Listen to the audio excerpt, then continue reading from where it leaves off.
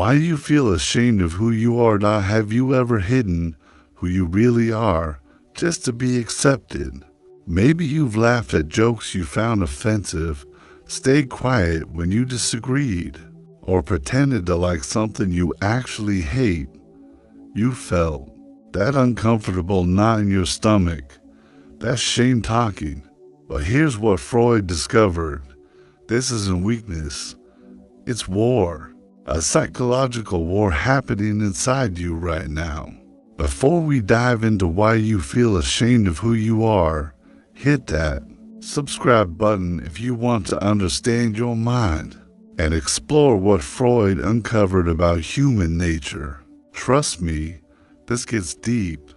The inner battlefield. Picture this inside your mind right now. There's a three-way battle happening.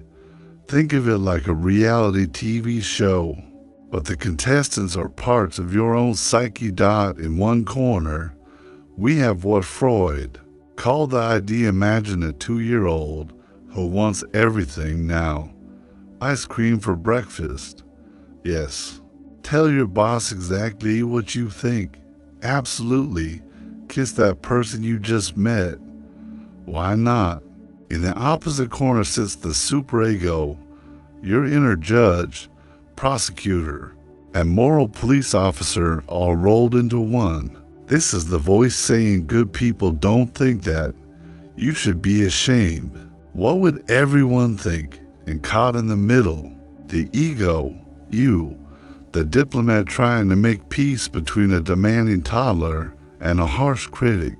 Where shame really comes from, here's where it gets interesting. Shame isn't about what you did wrong. It's about who you think you are when nobody's watching. Let me give you an example. You're at work and your colleague gets promoted instead of you. Your ID immediately screams, "This is unfair. I hate them." But your superego jumps in. Good people don't feel jealous. You're terrible for thinking this. The result, you don't just feel bad about being jealous.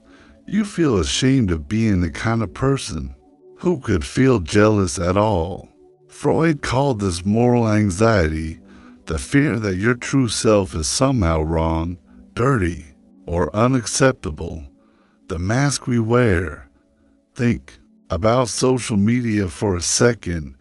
Ever notice how everyone seems so perfect, so confident, so put together? That's not accident. That's mass psychological defense.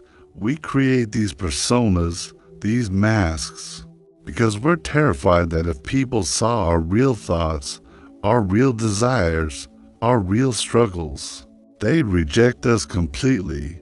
But here's the trap. The more we hide behind the mask, the more we start believing the mask is supposed to be the real us. And when our actual thoughts and feelings don't match the mask, we feel shame. Your first programming. Where did this shame come from? Freud would point straight to childhood. Picture little you, maybe 4 years old. You feel angry at your baby sister and say, "I don't like her." Suddenly, everyone's looking at you with disapproval. That's not nice. Big brothers don't say mean things. You should love your sister. What did little you learn? That anger toward family members is shameful. That you're bad for feeling it. Now fast forward to adult you. You feel frustrated with a family member and immediately that old shame kicks in. You don't just think I shouldn't feel this way. You think I'm a bad person for feeling this way. The sexuality shame. Freud was obsessed with sexual repression, and honestly, he wasn't wrong about this one. We live in a culture that simultaneously over-sexualizes everything while making people feel ashamed of their actual sexual thoughts and desires. Your ID says, "I find that person attractive," or "I have this fantasy," or "I want physical intimacy." Your superego immediately responds, "Respectable people don't think about sex. You're being inappropriate. That's disgusting." The result? Sexual shame that can follow people for decades, making them feel broken for having completely normal human desires, the success and ambition trap. Here's one that surprises people. Shame around ambition. Your ID wants success, recognition, money, power. These are natural desires, but your superego has learned that good people are humble. Wanting success is selfish. You shouldn't care about material things, so you sabotage yourself. You don't apply for that promotion. You downplay your achievements. You feel guilty when you succeed. Why? Because you've learned to be ashamed of wanting more. The emotional authenticity crisis. Let's talk about emotions for a minute.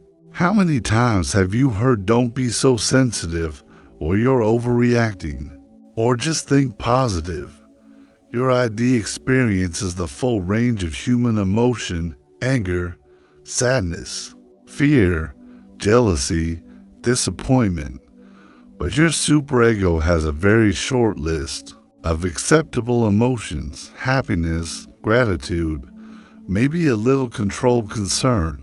Everything else gets labeled as too much, dramatic, or negative.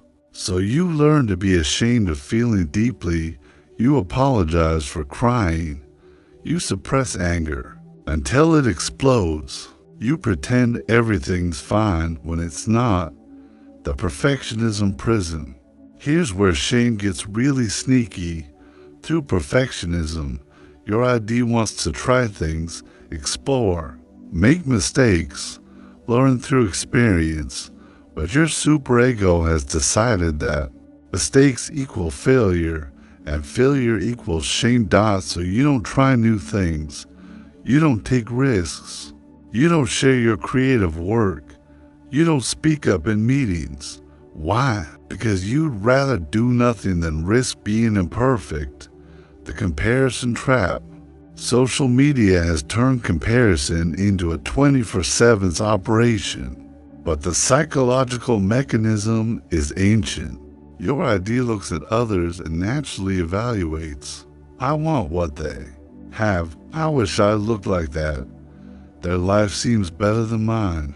Your superego jumps in. You should be grateful for what you have. Comparing yourself is shallow. You're being envious and petty. The result? You feel ashamed not just for wanting more, but for being the kind of person who compares at all. Breaking free, the fruity empath. So how do you escape this shame spiral? Freud had some radical ideas. First, accept your whole self. Yes, even the parts your superego doesn't like. You have aggressive impulses, normal. Sexual fantasies, human. Selfish desires, welcome to having an ID. Second, question your inner critic. When that voice says you should be ashamed, ask, says who? Where did I learn this rule? Is it actually true, or just programming? Third, practice what Freud called sublimation. Can't express the anger directly, write about it. Paint it, exercise it out, transform the energy instead of suppressing it. Fourth, find safe spaces for authenticity, therapy, close friendships, journaling, places where you can be honest about your real thoughts and feelings without judgment. The liberation. Here's what Freud understood that most people miss. Your shame isn't protecting you from being a bad person.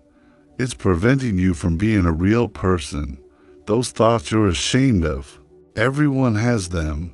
Those desires you hide, completely normal. Those emotions you suppress, they're trying to tell you something important. The goal isn't to act on every impulse. That would be chaos. The goal is to stop being ashamed of having impulses in the first place. The integration. Imagine if your ID, ego, and superego could actually work together instead of fighting. Your ID says, I want that promotion, instead of shame. Your superego could say, let's think about how to earn it ethically. Your ego mediates, here's a plan that honors both ambition and values. Your ID feels attracted to someone, your superego. Instead of shame, how can we express this appropriately? Your ego, maybe start with a genuine conversation. This is what Freud called psychological integration, all parts of yourself working together, instead of against each other, living without shame. The people who seem most confident, most authentic, most at peace, they're not perfect. They're not without difficult emotions or desires. They've just made peace with being human. They feel jealousy and don't judge themselves for it. They have sexual thoughts and don't make it mean. They're perverted. They want success and don't apologize. For ambition, they've learned the most radical lesson Freud taught. You are not your thoughts. You are not your impulses. You are how you choose to respond to them. So here's my question for you. What part of yourself are you most ashamed of? What would happen if you stopped judging it and started understanding it instead? The shame you feel isn't a bug in your system. It's a feature that's outlived its usefulness. Time to update the software.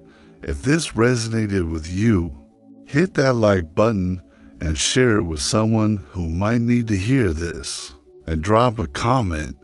What's one thing about yourself you've been hiding? I read every single comment, and trust me, you're not alone in whatever you're feeling. Subscribe for more deep dives into how your mind really works. Until next time, remember, the goal isn't to be perfect, it's to be real.